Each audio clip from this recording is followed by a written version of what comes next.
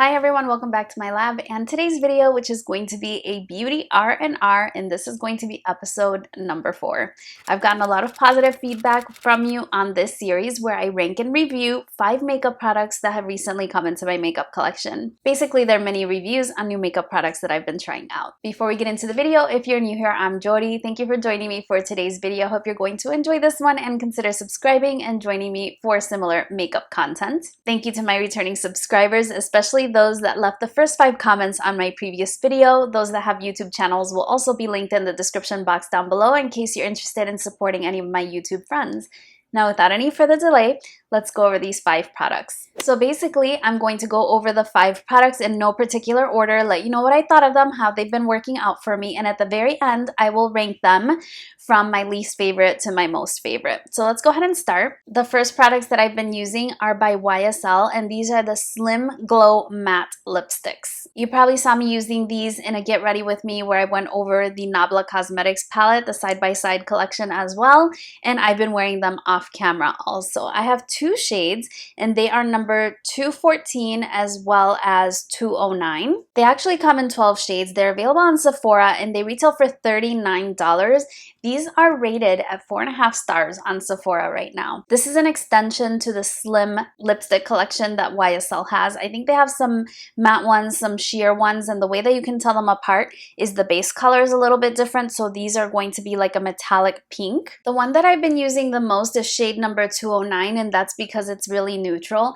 Now these are described as a glowy matte formula. I think that they're a little bit velvety. I wouldn't call them glowy. They're not satiny like the lipstick that I'm wearing today, so it doesn't have that shine, but it has a little bit of give to it. So it's going to be a little bit more comfortable and less drying. I wouldn't call them hydrating by any means, and one of the things that I notice is that this has a fragrance. I noticed it right away when I first applied it, and the same was true for the other one that I have in Furtive Orange. I went ahead and swatched the 2 shades that I have. This one is 209 and this one is 214. So as you can see, they have a little bit of a sheen. They're a little bit sheer, but you can build them up to full opacity. They're very comfortable throughout the day. I wouldn't call them a complete flat matte, but they're also not a satin or cream finish either. They're somewhere in between. And I guess that's where they come with the name Glowy Matte. I don't personally think it's a good description, but I don't work for YSL. They're also really pricey. I did find that I actually like the shape.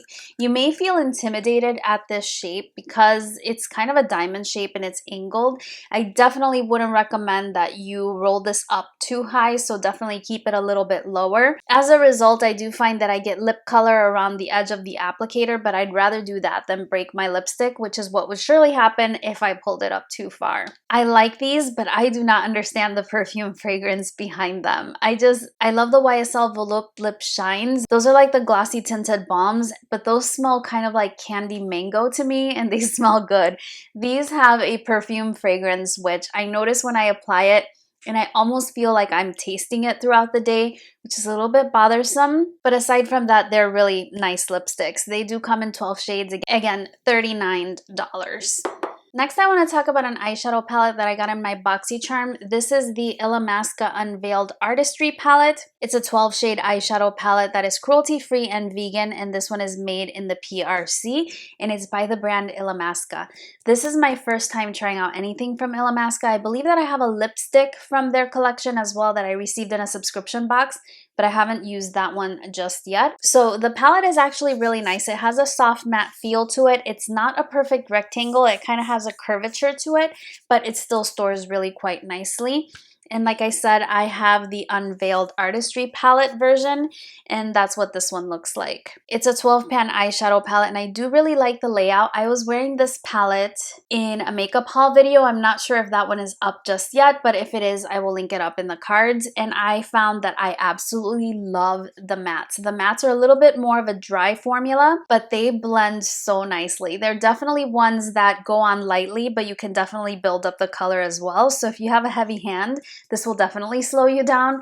I really was very impressed with the matte formula. The blend when I was working with my eye look was beautiful in terms of the transition shades that I was using, and all of the shades along the bottom are mattes.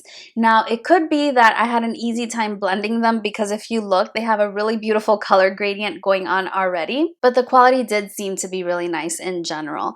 Now, in terms of the top shades, these are all going to be shimmers in a variety of different colors. Some pull a little bit more champagne and others a little bit more in the red family. And in my opinion, these were just okay. I have gotten spoiled by indie brand metallic shades that are super impactful, or like the Natasha Denona and Pat McGrath metallic shades, which I absolutely love. When I put a metallic shade on the lid, I definitely want that impact, but this gives you a very beautiful, soft, subtle look for something like work, and it's definitely a wearable palette you can get a lot of use out of, especially for work situations and the everyday kind of look. You can get a variety of looks here as well, some pushing more towards the berry or red tones and others more in neutrals. And in my opinion, they're true neutral shades. They're not really too warm or too cool, with the exception of this shade right there. The others are pretty neutral. So like I said, my favorite formula from this specific palette was definitely the mattes. This palette retails for $51. Like I said, I got mine in BoxyCharm and I was able to find it on their website. It's retailing for $51 right now, but it is priced down, and they have a couple of different palettes in this format. So if this isn't necessarily your color story, you can definitely pick a different one. In terms of the reviews, they have 5-star reviews, but that was only 2 reviews and on the brand website, so take that with a grain of salt. The palette does have a small mirror and the shade names are on the plastic insert that protects the eyeshadows themselves. Nice matte formula. Let's talk about a primer next, and this is the Laura Mercier Pure Canvas Primer, and this is the hydrating version. She does make a variety of different primers, and this is the smaller size, the 0.8 fluid ounce size, and it retails for $20. My daughter actually gifted me this, and she got it in gratis from Ulta Beauty. So this one has a 24-month shelf life. The full size of this is 1.7 ounces and it retails for like $38, which is so pricey for a primer. And it has 4.5 stars right now. So it's supposed to be a hydrating primer. My daughter gave it to me because she knows I have dry skin and I'm always looking for extra hydration. But as I'm using this as a primer, I'm not finding that it is giving any added longevity to my makeup. It does hydrate my skin, but in my personal opinion, it doesn't hydrate any more than a basic moisturizer would. I'm not really feeling that I'm getting any additional benefits. The claims of this product is that it promotes long-term moisture and extends the wear of makeup. Like I said, I didn't notice any increased longevity with this primer over any of the others that I've typically used. It does feel hydrating, but not as hydrating as I personally prefer. If I'm looking for a hydrating primer, I'm using something that's going to give me a super dewy finish. I mentioned in my top 20 of 2020 how much I love the Touch in Sol Glassy Skin Balm. It's amazing. That is 100 times more hydrating than this one. I do find that my foundations lay fine over it, but if I'm using something a little bit more matte like I'm wearing today, I'm trying out the Too Faced Born This Way foundation, I don't think it would work. It would definitely not be hydrating enough and my skin would be dried out. So I think it's okay if you're just looking for basic hydration, but if you have really dry skin or more mature skin like I do, personally, I don't think that this is going to be enough, especially if the foundation you're going to go into afterwards is going to be a little bit more matte or a natural finish. It has a whopping 4.5 stars on Sephora, but I guess that this is just a product that isn't geared towards my personal taste or my personal skin type. Next, I have something from Ciate London, and this is a cream blush product. So this is the Dewy Blush. It's the glossy skin tint, and I have mine in the shade Papaya. Now, this is the most intense of all the shades that are available, and there are 3 shades, at least on the Sephora website, and that's what that one looks like. It looks very intense in the swatch, but this is a heavy swatch. So for instance, here's what I have left on my finger, and I'm going to apply it here. And you see that I blend and I blend, and I'm left with just a very light sheer wash of color. So this is pretty much how it applies.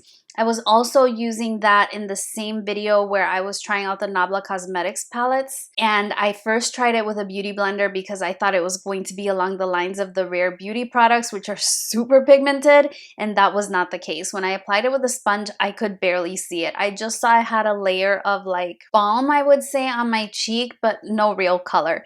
So let me just wipe this off before I get it all over my vanity. So eventually in the video, I discovered that the best way to apply it was to actually dot it directly on my face. Not a lot, not like how much I swatched on my hand, but just a little bit, and to really blend it in using a stippling brush. And it's definitely better using this over unset foundation like I personally do. I typically will set underneath my eyes, and then at the very end of my makeup routine, then I'll go in with a finishing powder. But I don't set my foundation before going in with bronzer or blush or highlight in the way some people do. So I was actually going over unset foundation with this, and I did find that it blended well, whether my bronzer be cream or powder. It's a really nice product over bare skin without foundation as well.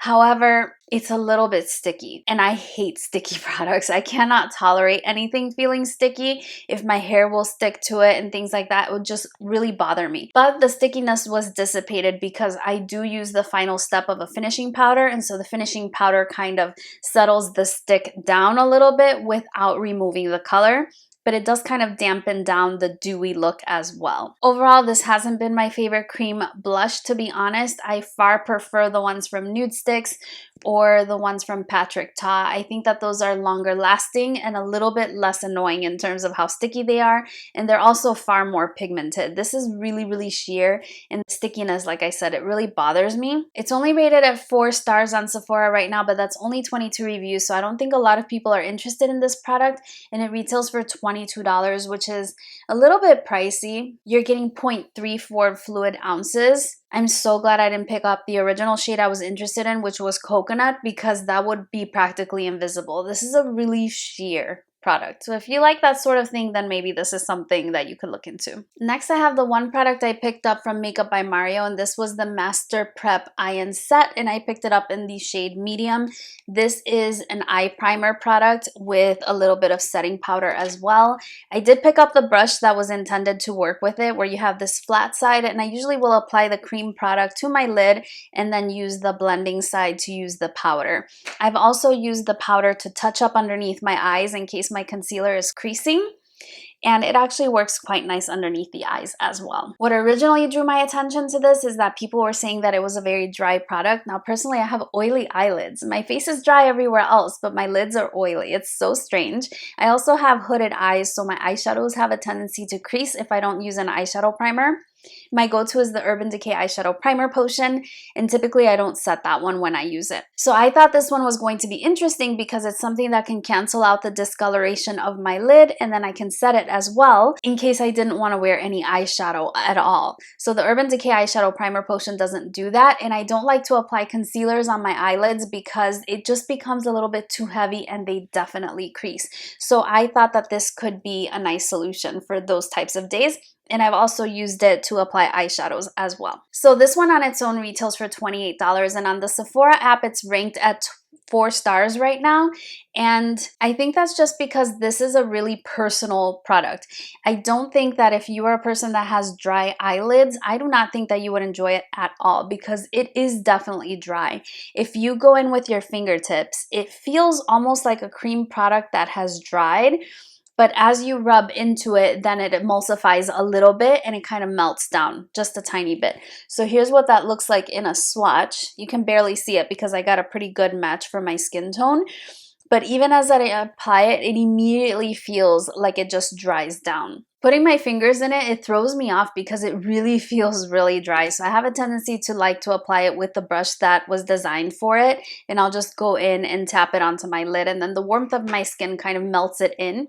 It's not too thick of a layer. I do set it with the powder, and it does neutralize the discoloration as well. Like I said, the powder is really good for touch-ups as well. So it does serve the purpose that I personally wanted, where I can create a really nice clean look on my eyelids in the event I don't want to wear any eyeshadow. But if I do wear eyeshadows, I find that my eyeshadows blend very nicely over it since it's a very nice dry base, especially after I've powdered it. I don't like to use it without powdering it because then I find that my eyeshadows do crease a little bit. So that's just something I learned about using the product. But like I said, it definitely has served the purpose, whereas the Urban Decay Eyeshadow Primer Potion would really help when I'm looking to have a no eyeshadow look. It's an interesting product to be sure, and the only one that I picked up from his line at the launch date. I have since picked up a couple of the eyeshadow quads just out of curiosity to try out his formula, and I did hear that those were a pretty good formula and I got them on a super deep discount. So those are the 5 products that I wanted to share with you today. Someone mentioned that I shared too few, but I really try to go into a lot of details with the reviews, and if I was ranking 10 products, then I think this video would be super long.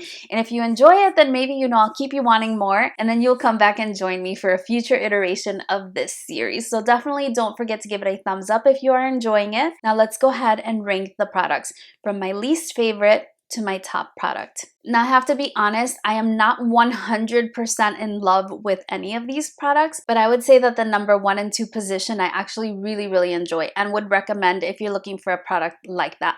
That being said, position number 5 goes to the Ciate blush. Like I mentioned, in my opinion, this just doesn't do enough for me, and the fact that it's a little bit sticky and it stays sticky until I do my buffing powder, it's a little bit annoying, and then the color is not that pigmented, so I don't know how it would show up on someone with a deeper skin tone. It smells good, it smells like candy, but like I said, I can make it work, but it's not something I would want in another shade or even recommend. I just find it to be mediocre at best. At position number 4, I would put the Laura Mercier Hydrating Primer. This was again the Pure Canvas Primer.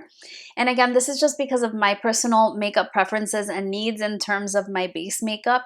It's just not hydrating enough. Usually I want something that's going to allow my foundation to really glide on. And when I want that, I go to the Touch in Sol Glassy Skin Balm. Or I want my foundation to really stick, and when I want that, I use the Ciate Hydrating Primer. This one, like I said, it doesn't do anything more than a typical moisturizer would for me, and so I just don't think I am the person for whom this was intended. But I would definitely love to know what you think about it if you tried it, because it has amazing reviews. At position number 3, I'm going to go ahead and put the eyeshadow palette. I really was impressed by the matte formula. I would definitely pick up another eyeshadow palette from this brand if it had a color story that would intrigue me. Right now, this is more on the neutral side, and I have a lot of neutral eyeshadow palettes that I enjoy a lot more than this one. And so for that reason, I don't see myself reaching into this a whole lot, but I was really impressed by the blendability of the mattes. The shimmers were a little bit lackluster in my opinion. Pretty, but not super impactful. At position number 2, I'm gonna go ahead and put the YSL Slim Glow Matte Lipsticks. And really these are being dropped down because of that fragrance. I just will not understand why they feel so inclined to put a fragrance that's so perfumey in a lip product that's going right smack on your mouth where you can taste it and right under your nose where you can smell it. So I like the colors, I like the formula. They feel nice, the colors are beautiful. If it wasn't fragranced, it might have been number 1. And in position number 1 then, it would be the Makeup by Mario Eyeshadow Primer. And I would definitely recommend this if you are a person like me with really oily eyelids. This is something that's going to really tame that down, keep the oils at bay so that your eyeshadows can look beautiful throughout the day. And it also works to cancel out discoloration, and that is my preferred way of using it as well. So position number 1 goes to Makeup by Mario, and this one is the Master Eye Prep and Set. I hope you enjoyed this episode of Beauty R&R, and if so, please don't forget to give it a big thumbs up. Don't forget to subscribe to my channel if you haven't already, and let me know if there's some other products that you would like to be featured in this series, or if you would like to make it like product specific, like all primers, or brand specific where I cover a specific brand for 5 products and then rank those. Let me know your thoughts in the comment section down below. I look forward to hearing your thoughts on all the products that I shared. Thank you for spending a few minutes of your day with me. I really appreciate it. I hope you're doing really well, and I look forward to seeing you again very soon on my next one. Bye-bye.